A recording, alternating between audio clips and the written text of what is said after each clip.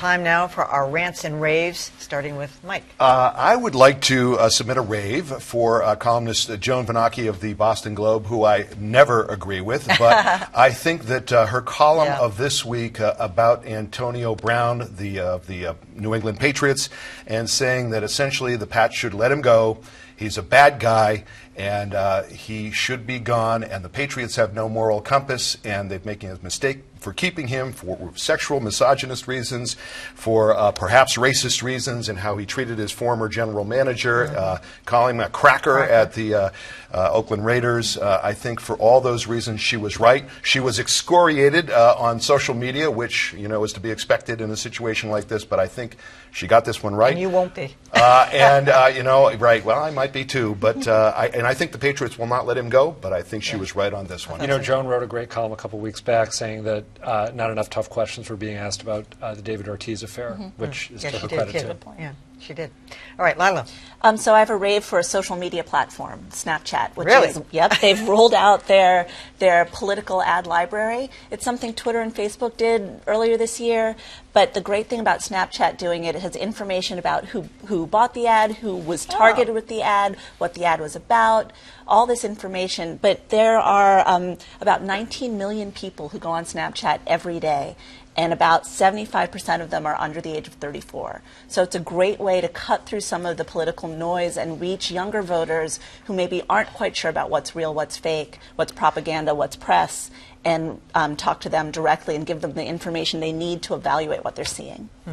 Isn't that the one where you can like give yourself whiskers and that kind of thing? Oh, you've all sorts of filters, all I've sorts never of stuff. I don't see much writing on it. I've never understood. No, but that's why it's perfect for political ads. You just look at the picture. I see. And you send it out to millions of people at once. You don't Snapchat, Adam? You're a big I tweeter. don't. You don't I snap? don't. We can hunker He down tweets, on though. Saturday and report back to each other. No, I cannot wrap my. I do tweet too much. I can't wrap my brain around Snapchat. Yeah. With it. All right. Dan.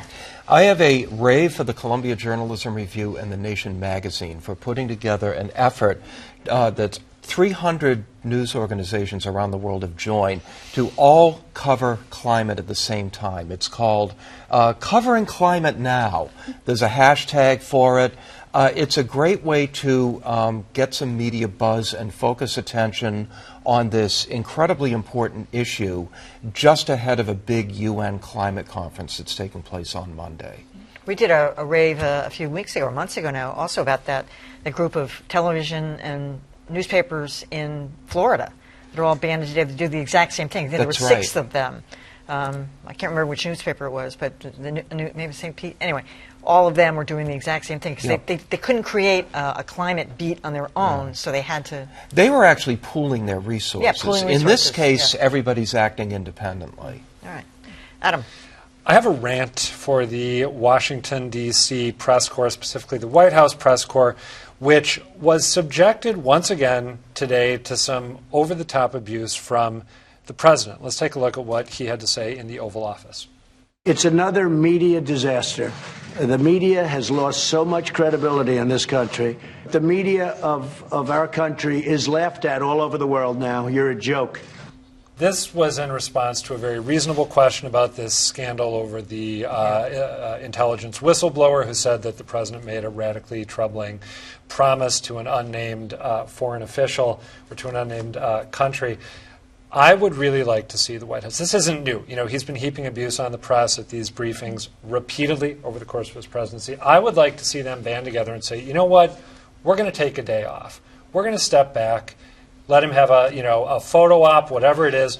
We'll stay home, not allow him to throw this, I was going to use an inappropriate term, not allow him to throw this at us on air, play to his base, and just show that they're not going to be kicked around the way they repeatedly left By the themselves. way, I'm going to get to my rave in a minute, but I just was told, because we were talking about Antonio Brown, that the Patriots just released him. Just wow. released him. Oh, wow. Good move and a smart one. Excellent. So this show is on tape, so people didn't want people The think power we're of Jones. joking. All right, yeah, yes, we suggested it here. And it So, happens. yeah, we got to ramp up the rave for Joan Venocchi. Yeah, absolutely. Yeah, Double maybe it raves had for something her. to do with that. All right, well, finally tonight, journalism lost a giant this week. Cokie Roberts, well known to both ABC and NPR audiences, died at the age of 75 of complications from breast cancer. Cokie Roberts grew up in a family of notable Louisiana politicians. It was her husband, Steve Roberts, who convinced her journalism was her real calling. She started as an anchor reporter at age 21 before heading off to New York. It was essentially reporting and then writing very brief little stories, and I loved it. She had a stint hosting Nightline, was a co-host and regular panelist on This Week, and contributor to NPR. You can't cover American politics with all of its yeastiness and flavor without having a love of this country. She also authored several books about the legacy of women and talked to me in 2004. Abigail Adams said at one point, we women are the best patriots because we're making all these sacrifices and undergoing all these hardships for the cause, and we're not going to get anything for it. Recently, Cokie Roberts was asked how she would like to be remembered, and those who knew her know it's genuine. I'd like to be remembered as a mother and a wife and friend. Of people that I love very, very much.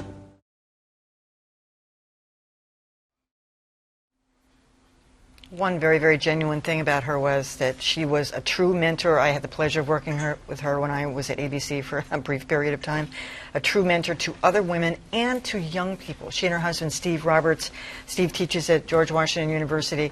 They always brought young people along and, got them good jobs too in the business. And she was very genuine that way. And a very dedicated reporter, I have to say. She was one of those people who would call up in the morning and say she had a story. She always knew what she wanted to report on. Half the time you're asking somebody to get a story, she always knew what she wanted to do. Mm-hmm. I never had the pleasure of working with her. I worked at an ABC affiliate for many years and watched her work intently. I thought because she was fair, she was therefore credible.